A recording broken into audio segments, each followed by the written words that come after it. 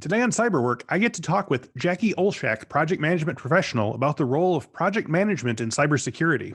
We break down the specific function of some major project management certifications, discuss things you can do tonight to start your project management training, and hear why every security breach story on CNN is a cause for reflection. That's all today on Cyberwork.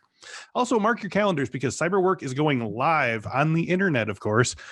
Our first ever Cyberwork live episode is happening on Thursday, March 25th at 11 a.m. Central Standard Time. On the show, I'll have three guests: Jean Yu of Resecurity, Mary Galloway of Women's Society of Cyberjitsu, and Vic Malloy of Cyber Texas, who will be answering your questions about breaking into the cybersecurity industry. If you are a newcomer to the cybersecurity industry, you can ask questions during the episode. But if you want a good place in line, send your questions now to cyberwork@infosecinstitute.com and tell us what you want to know about getting started. That's cyberwork@infosecinstitute.com and ask our panel of experts where to get started. Again, cyberwork@infosecinstitute.com. And now, let's begin the show.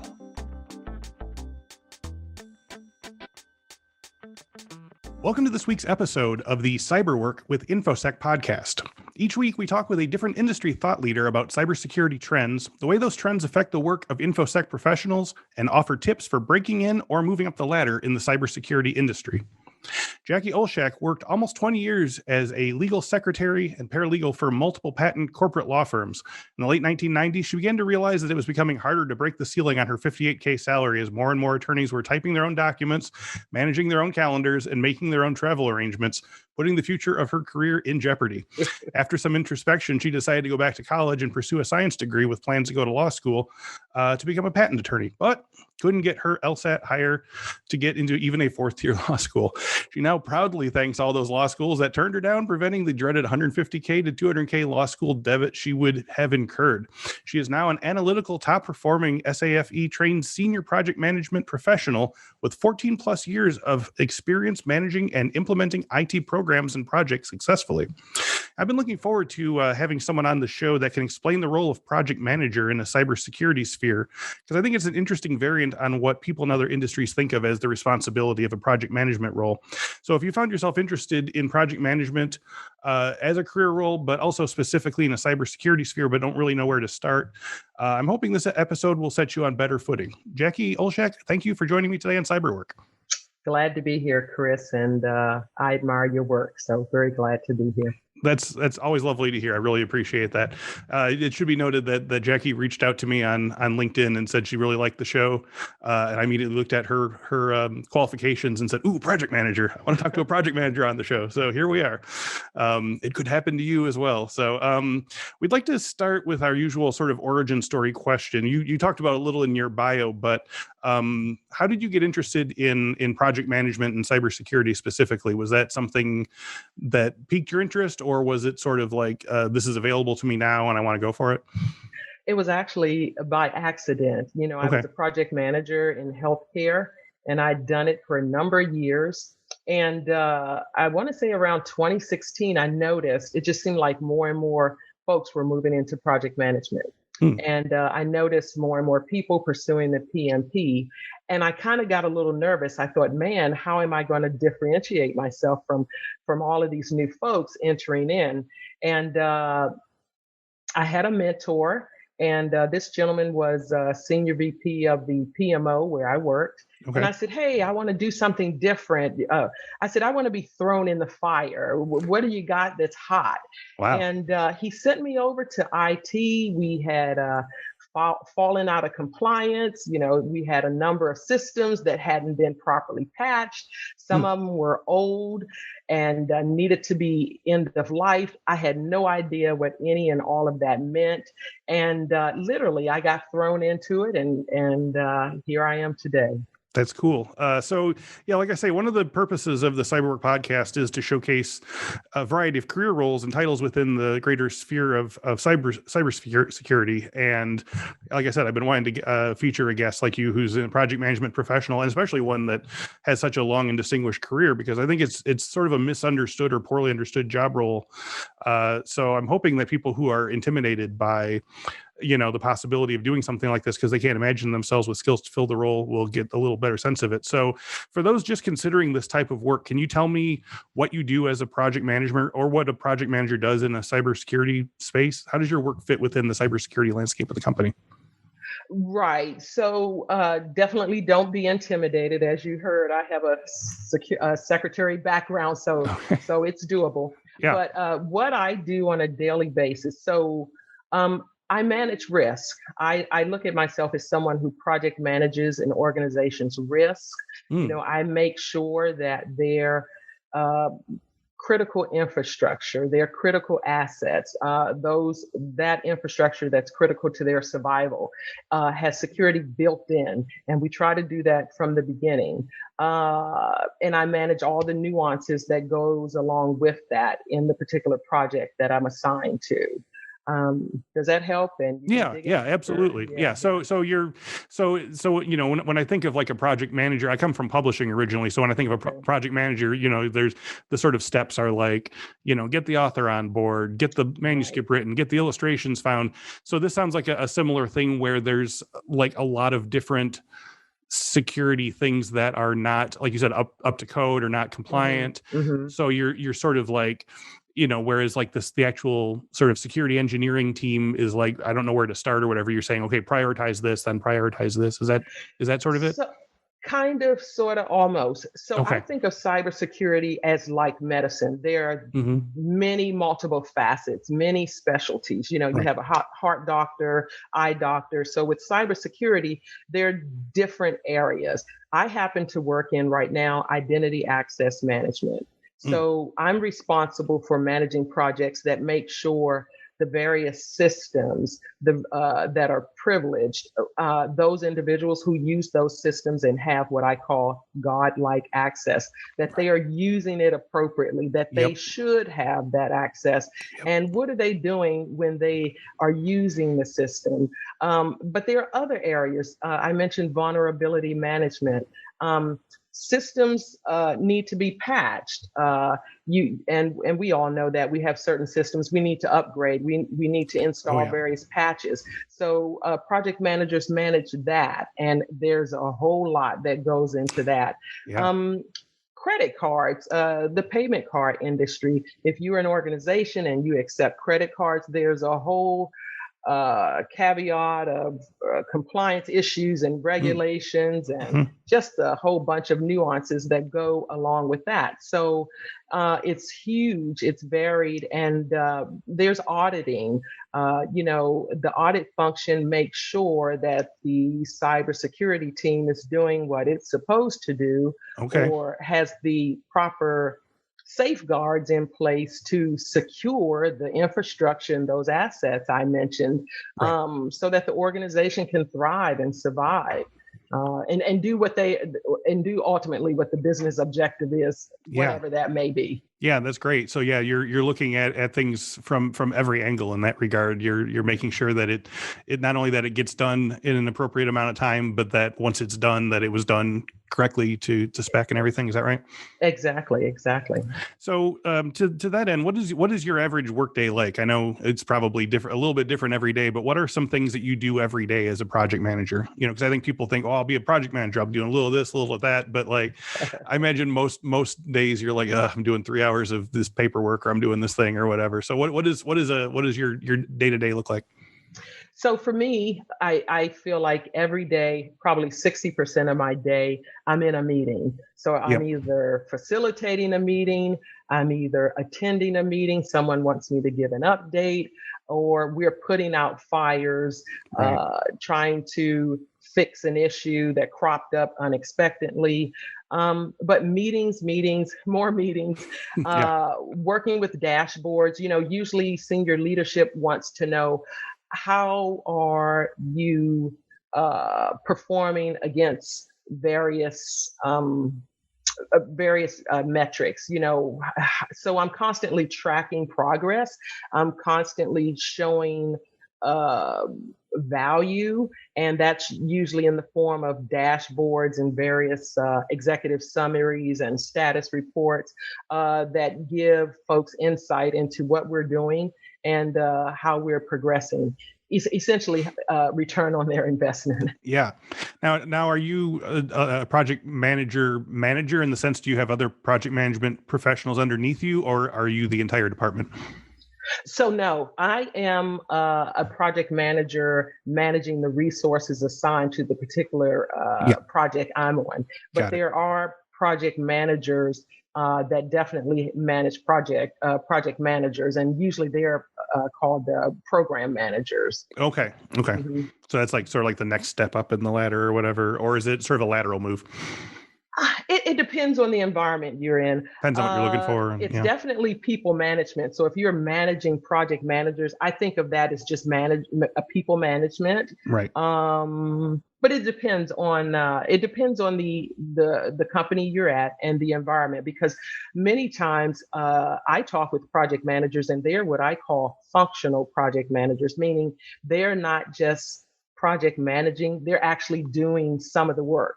Okay. So for example, if you have I don't know, a coding background, if Yeah. you understand and work in network security, if you're doing some of the work and you're managing that particular project, you can do some of the work.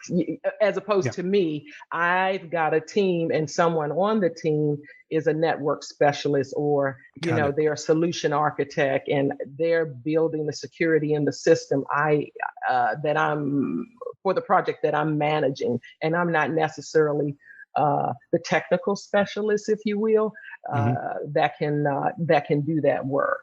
Right. Yeah. And so, and I imagine if you want to do project management, that's beneficial in that you can sort of get into the work from different directions. Like you say, you didn't have, a coding background, but you were still able to do it from this angle, where someone who might want to still have one foot in coding and engineering and stuff can also sort of like move their way towards project management, but they'll have like a different angle on the work that they do. Kind of. You know what? Now, for me, a functional project manager is a double-edged sword, because Mm, sometimes you need something done. If you have that skill set, you can get in there and do it. Oh, you guys didn't test this particular scenario. We need to mm. make sure the Oh, sure. system works this way when you use it in this environment. So if you have that experience, you can kind of jump in and do it. But when you operate in that space, you kind of wear two hats, and Yeah. sometimes you can't get out of that when you've gone down that path. So Right. I kind of like my area of true pure project management. Yeah. I'm making sure all the disparate Yeah. You're the areas are impartial judge, right? aligned. Yes, Hmm. exactly, Okay. exactly, Okay. exactly. So now is project management in I don't know this myself, in cybersecurity, is this kind of a ubiquitous position, or are there places where their cybersecurity department doesn't have a project manager on, you know, on staff or whatever? Is it sort of assumed that anyone that has like a large enough, IT department or whatever is going to have project management, or do people try and get along without them? And if so, like what goes worse in a department without a project manager at the helm? So I've worked in both Hmm. environments. I've worked at companies where they've had a PMO, and all of their major initiatives flow through the PMO. Mm, And if it's a big enough company, and the one where I am right now, they not only have a PMO, they've got a cybersecurity committee. And so that's important to them. Now, there are certain companies or certain environments for many reasons. They don't have a security team, they don't have a PMO, and so they have a project manager. And as the need arises, this particular individual project manager is assigned to those roles, to those projects, and it could be IT, it could be security based. It's whatever they need that particular individual to do for the mm. moment. Yeah. Okay. Gotcha. Now, so just for you personally, what are some aspects of your work that you like the most, and conversely, what are things about your job that say stress you out on a Sunday night? Right, Want to deal right. with? So, I mean, I love what I do. I meet so many smart people. I literally have learned what it takes to run a company or corporations securely. I don't know everything, but I'm certainly sensitive and understanding when I hear a sad or a hack story on the news, because I know how hard everyone is working to make sure that does not happen. Oh, yeah. So I feel like project managers, security project managers, we're sort of mini CEOs or mini coups. We've got to manage resources. We've got to manage our budgets. We've got to forecast. We've got to deal with disasters that happen unsuspectingly. So you touch a lot of areas as a project manager. I love that. What keeps me up at night is I'm constantly thinking, what didn't we consider when we were putting together requirements or, testing scenarios? What didn't we consider? Because again, you see certain situations on CNN and you think, oh my gosh, I feel for them. Yeah. And I try to mitigate that, guys, did you see that? We don't want that to happen to us. Yeah. Because most companies, the CISO is constantly going, we do not want to be on CNN trying to explain this. So that keeps me up at night, trying to make sure, we've done a good job just thinking about what we have to do and preparing for anything. Possibilities. Yeah. Yeah, bad possibilities. So when you see a story like that on CNN or whatever, do you think like, I see what they did, I see what they didn't do. Are you able to sort of like break it down like and say like, oh, it was probably because of this, or they didn't put this in place? Can you see it inside? Sometimes. Okay. And sometimes, we'll get together in the office and we'll talk that out, because again, yeah, at the end of the day, these folks are really trying to make sure something like the SolarWinds hack never happens, right? Yes. I mean, oh my gosh. So yeah, when you see that, I'm certainly not sitting back going, yeah, we've got ourselves together. That will never happen to us. Yeah. We're kind of yeah. I don't think any project managers ever can be like, we got this 100%, no problem. Right. Okay. Yeah. Okay. We're definitely empathetic. Yes. Yeah. Okay. So I think one of the things that makes project management seem a little exotic to people who don't do it themselves are just the sheer number of certifications and types of trainings that are offered, that sort of show that you do your work well. So can you tell me a bit about some of the certs you've received? I mean, you've got a PMP, project management professional, certified identity management professional, CIMP, certified Scrum Master, ITIL certification, CyberArk. Like, what does the study required to pass these certs bring to the tool set of a professional, and also what aspects of your work do you do better for having earned these certs, do you think?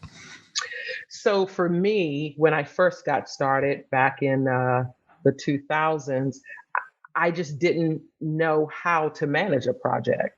Right. And so pursuing the PMP helped me understand a methodology and gave me skills and a framework I can apply no matter what project I'm on. So that was definitely a confidence booster. That's why I pursued that for sure. Yep. The others are the ITIL one helped me understand IT service a bit better. So here's the thing. As a project manager, in and of itself, what we do, we don't have to be the experts. We don't have to be the experts in what we're doing, but it sure helps when you can understand the lingo and you can understand the context. So I pursued the ITIL because I wanted to understand what IT folks are thinking when they're building certain things, or how are they approaching the work that they do. And nobody wants to be that project manager who is constantly interrupting, going, could you explain that? Well, what do you mean when you say that? So for me, pursuing the certifications give me credibility. They help me understand what I'm doing. The CIAM and the CIMP are identity access management certifications. And so I wanted to understand the life cycle around that, because that's the area I want to specialize in. And pursuing those certifications not only helped me understand the area of cybersecurity that I would be project managing, it helped me when you understand the context. When something's a bit off, you can raise your hand and say, guys, that's a bit off. Yes. You didn't consider whatever it is. And so again, that builds credibility, and it gives you a greater sense of confidence in yourself because you know what you're talking about. Right. You understand it. So that's the reason I pursued what I've been pursuing. Okay. Can you talk a little bit specifically about identity management, identity access management as you sort of pursue it as a project manager? We've had people talk about, the issues of identity access. And as you said, that people, that companies tend to over prescribe like God level admin privileges to everybody, and that's where like people can sneak in and so forth. So like on a day-to-day basis, like what do you do with identity access management to make sure that people are only getting as many credentials as they need to do their work? So all corporations can do a better job in making sure access is as streamlined and as limited as it should be. But for me, and again, this is a huge area. So think about this. When you do your job, whoever you are, let's say you are an accountant, what do you need access to do your job? Well, you may need to get access to whatever the accounting software is that the company has. If you are a manager, you may need to see certain information about staff. You may need to see salary. Depending on what you do, you have access to private, or what we call PII, personally identifiable information, right. that Jackie Olshack, as a project manager with that accounting system, doesn't need to see. I don't need to see your salary. I don't need to see certain private information. With regard to access, think about this. If you are a manager and you approve, I don't know, vendor paychecks, you shouldn't be able to write yourself a paycheck. Yeah. You know what I mean? So you have to be able to limit access, limit permissions, restrict access based on someone's role, the work they do in a company. Right. As we say, folks should have the type of access or the amount of access required to do their job and no more. Yep. If you've got more access than necessary to do your job, we in IAM, we are failing. Yeah. So yeah. And that's where the next story on CNN can come from. Very much so. Very much so. So do you have to sort of like speak with people in the company and say like, hey, just curious why you have so much access here? Is this all stuff you need? Or do you just, are you just sort of flipping switches behind the scenes? So no, it doesn't necessarily work like that. Maybe auditing, they're just performing their duties, and in the process of doing their work, they'll notice this individual, this group has a certain access that they don't need. And so that may turn into, okay, if that group has access they shouldn't have, perhaps we need to have a project where we test access against roles in the corporation, in the company. So that's kind of how it works, because I certainly don't have the ability to go and say, oh my goodness, look at this, but there are certain individuals in the security space who review logs, right? Who perform various functions, and they're checking to see who's on the system at midnight, or who's doing what. Should they be doing that? And that in and of itself can send an alarm and cause us to check various areas out and make sure we are turning off the switch, as you say. Okay, so I want to go back. You talked about the certs that you've had and how they've sort of prepared you for the work that you do now. And I'm always thinking of these sort of career things as this ladder that you're moving up. So you've climbed pretty far up the ladder in the project management sphere. You've been doing it for 14 years. Are there certain combinations of skills or experiences that you want to work on next to reach whatever the next highest level would be for you? And if so, are there like types of projects that have master level project managers that need to do like a next level cert that's too complex for someone who's just entering the industry? So there's a lot there to unpack. Yeah. Let's Okay. see. So first, for me, what do I want to do next? I don't necessarily want to people manage. That's not necessarily Yeah. me, but I do get my feel of that in the project management space. Okay. But where I'm focusing my attention now over the next year, 24 months, is to move into portfolio management. Mm. I kind of like IT, identity access portfolio management. So that's where I'm focusing my attention. Um, I'm looking at the CISM, Yep. and I'm looking at PMI's portfolio management certification. So don't necessarily know that I'll pursue that, but I'm studying for it because Okay. it'll help me in pursue and achieve the career next step that I want. Right. And then your other question, was it I, that? I was just sort of curious, like if there are sort of even apart from sort of people management, are there sort of, and I guess you were sort of talking about with portfolio management. I was asking if there's like a type of project management that's even more complex, like maybe like some sort of like global project management thing where you're dealing with like an entire sort of like, mega corporation or something like Yeah, that. yeah, But, yeah. just, I'm just sort of trying to get a sense of like, what are the next levels, So now, many of us work with multinational companies, Mm-hmm. and our groups are dispersed all over the globe. Yep. That doesn't necessarily, in my opinion, make the project complex. Okay. What I find for me, complexity tends to be the scope. The Mm. magnitude of what you're trying to accomplish, and is it broken down in, I don't want to say bite-sized chunks, but work-sized chunks, and the folks on the team understand what they need to do, when they need to bring it together, so it's integrated, aligned, coordinated, so that when we say we should be up and running January 1st, we are up and running January 1st, and someone didn't forget their part.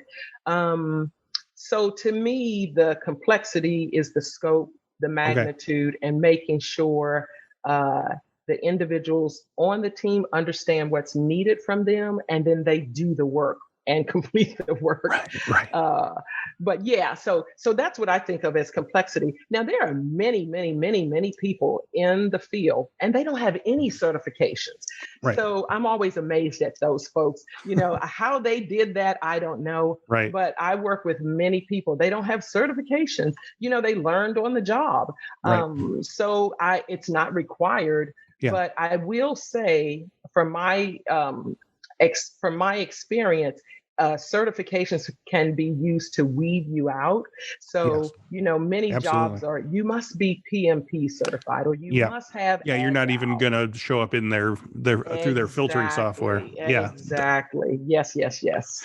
Okay. So flipping from certifications to sort of the hard and soft skills of project management, what are some skills or interests that people who want to be project managers should have? Like what are some aspects of people's skills that would make them succeed and thrive in a project management space? I always think to myself, if a boatload of school teachers or kindergarten teachers ever moved into project management, they would displace all of us who are there because, they're used to So dealing with patience. little, exactly, and they're used to dealing with children, and with children, all kinds of accidents and Yeah. unforeseen Yeah. incidents crop up. They handle that very well. So the minute a group of teachers decide, we've had enough of this, we're moving to project management, a lot of us are going to be looking for jobs. But Put that down. Put that down. Put that down. Yeah. exactly. Yeah, they're so ready for this. Okay. So I would say definitely project managers, you should be, you need soft skills.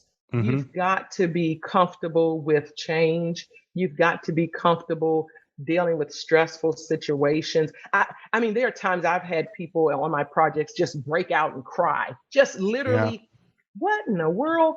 I got to deal with that. We still need this system put in place, Oh, yeah. so you've got to be able to work with people who don't necessarily want to be on the project team, but they were assigned. Right. And in addition to all of that, when you're working in cybersecurity, what we do is critical, what we do is important, and making sure all of these moving parts are fitting together. You've got to be able to do that. So I would say, for me, I'm kind of a critical person. I always find what's wrong. So this works well for me because project managers need to be problem solvers. They need to be able to handle or uncover risk and handle unsettling situations. So soft skills, the ones I mentioned, I say work on those.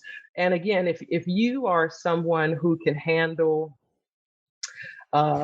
problems, if you're someone who can handle things cropping up unexpectedly, I think this would be a great opportunity for you. And I think cybersecurity is never ever going away. We are always going to want to secure our bank accounts. We want to secure our systems. Just think about those folks who work for auto manufacturers. We have computer systems in our cars these days. You've got to secure that. Imagine if someone hacked into that. There's always going to be work. The future is bright for us. So yeah. Okay, so to that end, you said that you don't really need a lot of tech knowledge to do this at the start, but is there anything you would recommend people who want to get into this sphere who feel like, I don't even know the lingo, I don't even know where to start? Like, what are some sort of like Cliff's Notes or some very sort of like easy fixes where like when you were starting, like how did you sort of get up to speed with the sort of tech lingo?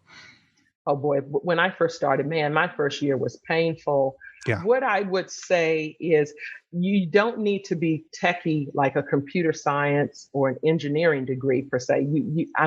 I am evidence you do not need that. But I would definitely say you want to know the Microsoft Office suite pretty well. You should be able to put together a solid PowerPoint presentation because you're constantly presenting and talking and sharing results, and people want to see a visual of that. I think you should be comfortable with Excel. I think you should be comfortable with Visio. Now, if I could do it over, I would have pursued a Security Plus certification sooner, because again, that's such a I don't want to say a basic cert, but the information that it covers, you can use that and it will benefit you no matter what security project you're working on. It covers the gamut. So I would recommend, if you're excited about cybersecurity and this sounds like something you want to do, I would look into the Security Plus certification. Even if you don't take the exam, just do the readings, study the material, because that will take you far and save you a lot of headaches. Yeah. That's awesome. Like we said in your bio that you had been working in other roles, secretary roles or transcription. So for people who feel stuck in their current job, as you said you did, and maybe intimidated by the prospect of trying to get into project management, what's something you'd recommend that they can do tonight after they've watched this video that could get them one step closer to sort of making this career change?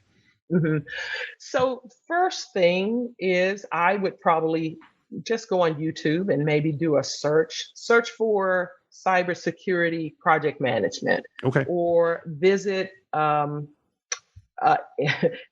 Institute, visit ISACA. Always appreciate. These are associations, and they will break this subject down for you. And remember, cybersecurity is vast. Visit PMI.org, Project Management Institute.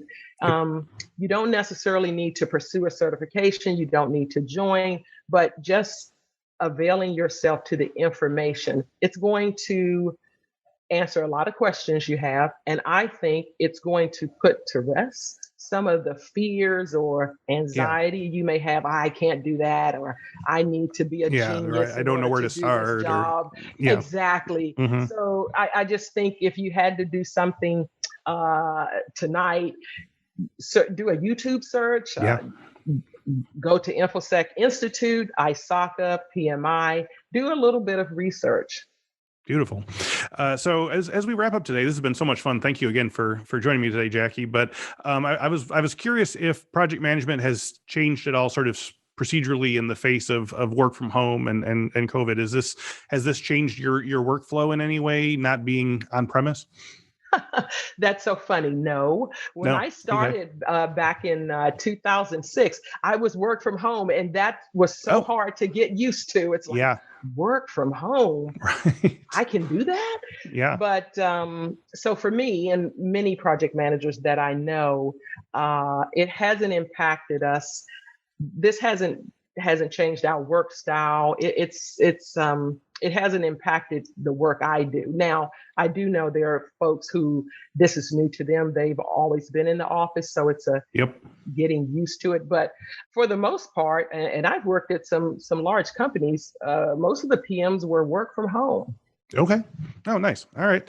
So there's if you're already doing work from home type things and you like it, then you're in the right direction. So yes. So as we wrap up today, do you have any projects or you want to promote, or the company you work for, or just sort of tell our listeners like what's next for you, and if they want to find out more about Jackie Olshack, where they can go. Oh my goodness. So I enjoy mentoring folks. Okay. I love telling people, come on board. We need you. You can do this. So absolutely reach out to me on LinkedIn.